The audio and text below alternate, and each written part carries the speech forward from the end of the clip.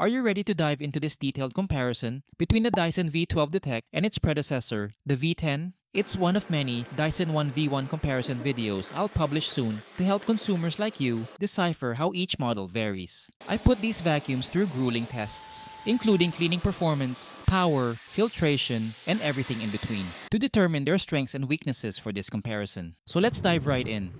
I'll start with the design. Both options use the same horizontally aligned dustbin layout, a staple with newer Dyson models, starting with the V10. This change improved airflow and increased dirt volume to around 0.77 liters. The Dyson V10 has the same capacity as newer models, like the V15 Detect, but is one of the lighter full-sized options since it uses a smaller motor and battery. It's the last of the Dyson full-sized options without an interactive LCD screen, so consumers must rely on these LEDs to track battery status. The Dyson V12 Detect targets a different consumer, specifically someone looking for a lightweight alternative to a full-sized stick vacuum.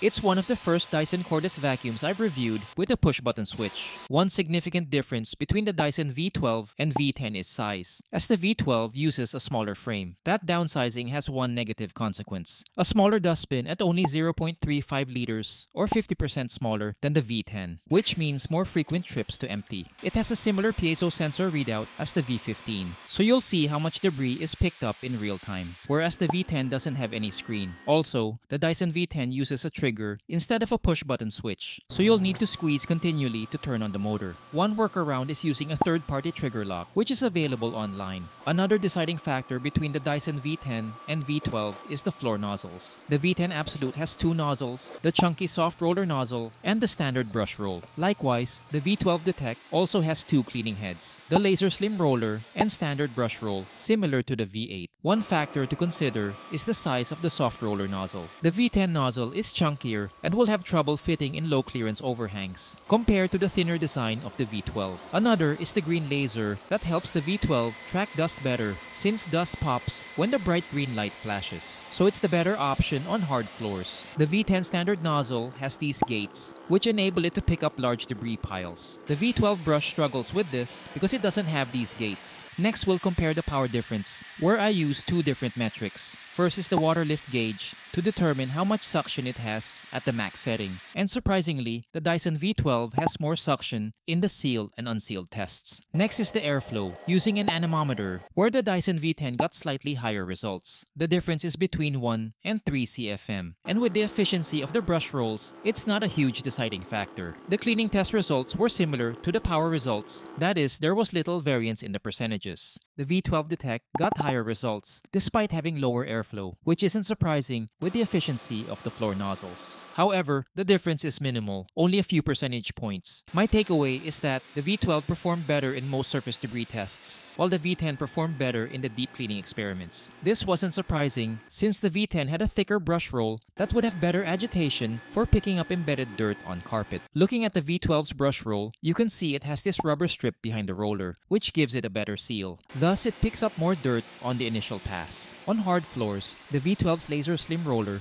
is the better option, not only because of its efficiency, but also because of its slimmer frame and the bright green light accentuating dust. It's better with usability since it fits under tighter spots, and the bright green light lets you focus on unvacuumed areas. The V10 will be better at cleaning embedded dirt with its higher airflow and chunkier brush roll, but the V12 isn't far behind. Next, we'll compare how well each vacuum cleans hair on both surfaces. The V12 Detect was better on hard floors, getting a higher percentage even with long hair strands than the V10. However, one issue with the laser slim roller is hair wrapping on the axle, which you'll eventually need to clean. Results on carpet were closer since both did well cleaning 5, 7, and 9-inch strands, but struggled with 11-inch hair. The Dyson V12 is the clear winner on upholstery thanks to this hair screw tool. It has a tapered brush that funnels hair towards a holding area and then into the dustbin.